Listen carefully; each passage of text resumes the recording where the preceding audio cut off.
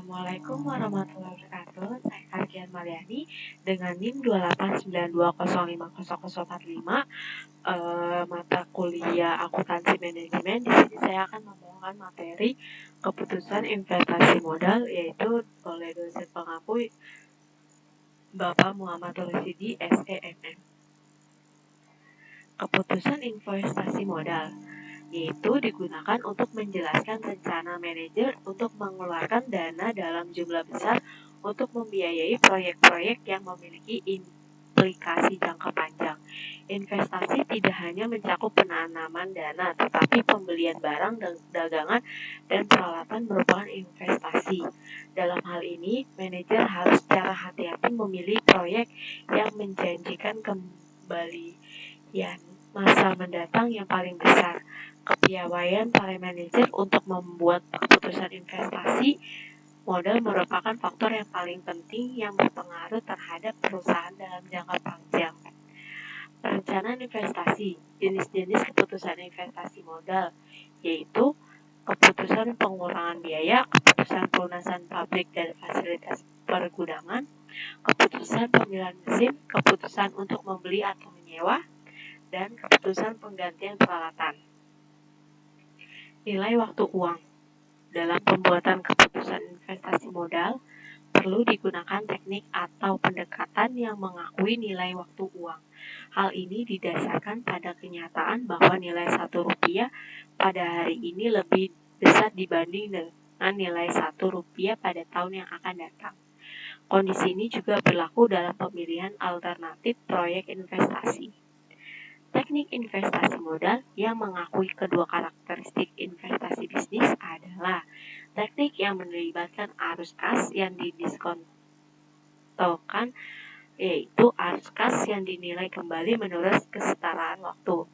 Dengan penilaian kembali tersebut, angka-angka rupiah dapat diperbandingkan satu sama lain dan perusahaan dapat pula mengetahui apakah sebuah usulan proyek investasi memenuhi standar minimum yang telah ditetapkan atau tidaknya.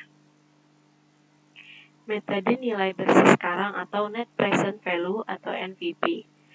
Dengan metode NPV, penilaian sebuah usulan investasi dilakukan dengan prosedur yaitu seluruh arus kas masuk yang dijanjikan oleh sebuah proyek investasi dinilai tunaikan. Seluruh arus kas keluar selama umur proyek juga dinilai tunaikan. Nilai tunai arus kas masuk dijumlahkan dan nilai tunai arus kas keluar juga dijumlahkan. Bandingkan nilai uang tunai arus kas masuk dan jumlah nilai tunai arus kas keluar. Selisih antara kedua angka disebut dengan net present value. Angka ini digunakan untuk membuat keputusan menerima atau menolak sebuah usulan investasi.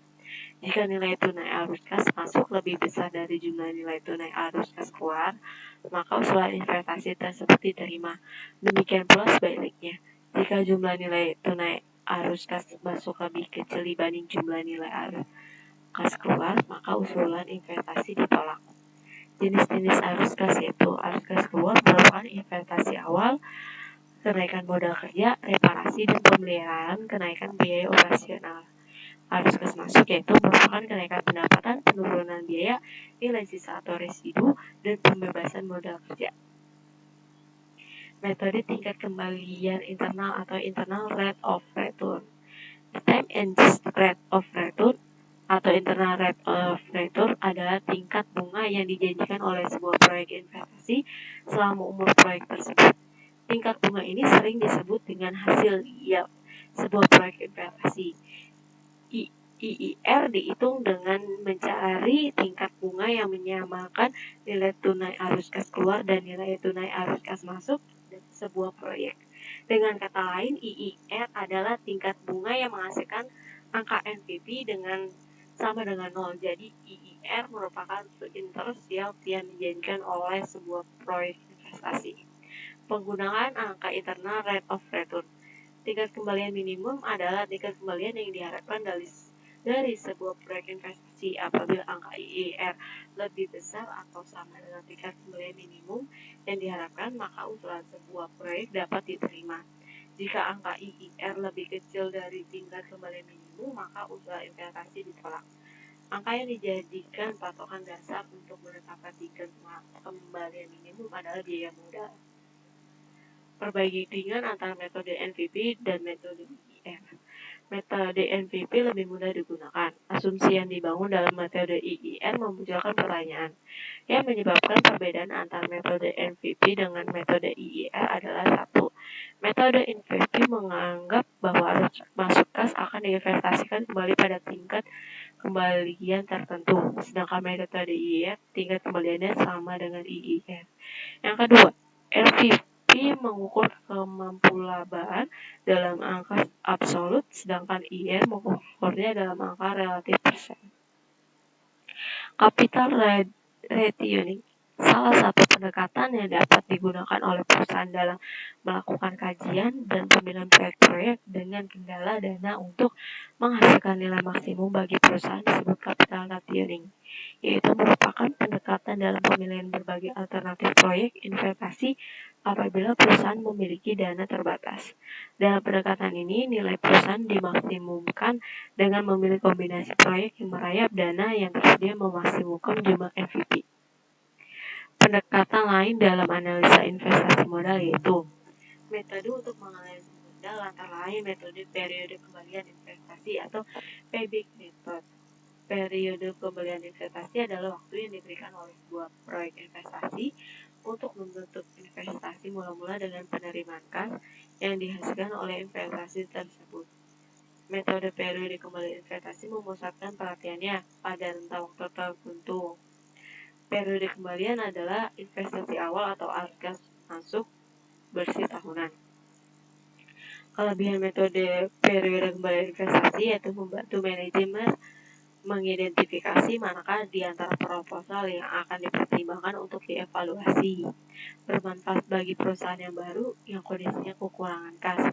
Bermanfaat bagi industri yang cepat usang. Metode tingkat kembalian sederhana merupakan metode yang tidak melibatkan pendiskontoan arus kas masuk, namun lebih memfokuskan pada laba bersih akuntansi.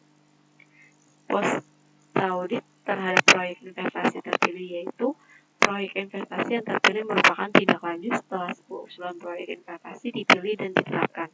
Tujuannya untuk mengetahui apakah kinerja proyek investasi yang diharapkan benar-benar dapat dicapai. Selain itu, untuk menilai apakah data dan informasi yang digunakan sebagai bahan pertimbangan membuat keputusan mau memilih alternatif proyek investasi cukup akurat dan menggambarkan kondisi sesungguhnya. Investasi modal di lingkungan industri maju. Investasi jangka panjang umumnya berbunga dengan otomatisasi pabrik. Sebelum komitmen terhadap otomasi dilakukan, sebuah perusahaan seharusnya meningkatkan efisiensi menggunakan teknologi yang sekarang dipakai. Berbagai manfaat dapat diperoleh dari perencanaan ulang dan penyederhanaan proses manufaktur yang dilakukan sekarang. Jika manfaat dari perencanaan ulang dan penyederhanaan telah dicapai, barulah dapat dilihat secara jelas apakah otomasi dapat menghasilkan tambahan biaya.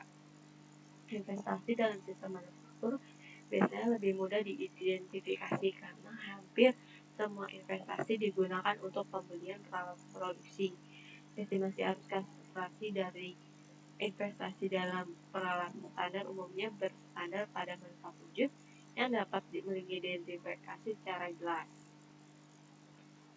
Sekian penjelasan dari saya. Apabila ada kesalahan mohon dimaafkan. Wabillahi taufiq wal hidayah. Wassalamualaikum warahmatullahi wabarakatuh.